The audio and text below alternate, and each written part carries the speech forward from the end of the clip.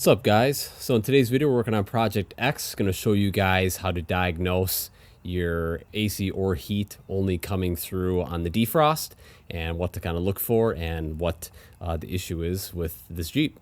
All right, so we're in the Jeep here. Show you guys what's going on. So the fan speed works, but when you switch it for the different modes, nothing happens.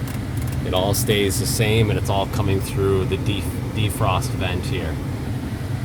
So, all right, so coming out of, on the passenger side here, the HVAC, we have a vacuum line coming out of here.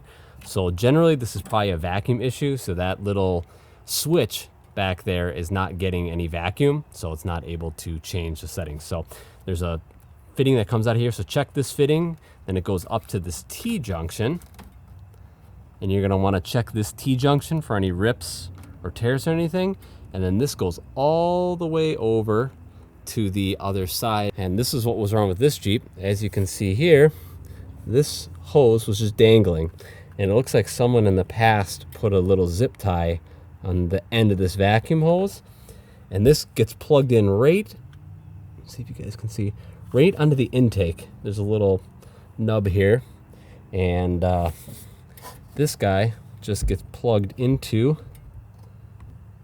just right into there. So I tightened the zip tie up a little bit more and slide it on there, and that was the issue for this. So now what we're gonna have to do, we're gonna have to start the Jeep up to build up vacuum for that thing to work.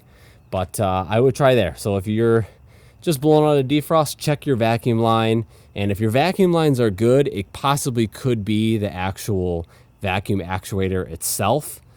That could be it as well, but that's what this was on this. And then my dad was also complaining about the revs were really high in between shifts. It wasn't coming down, and having an unplugged port from the intake would definitely cause some weird idle issues because air is coming in from there.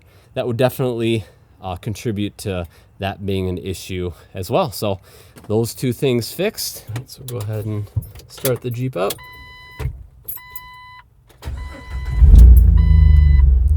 Okay, let the vacuum build up.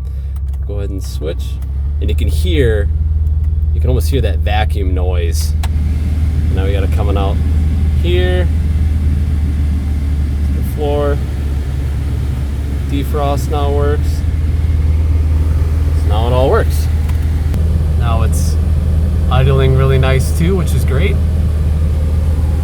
go ahead and turn this off, and that fixed it.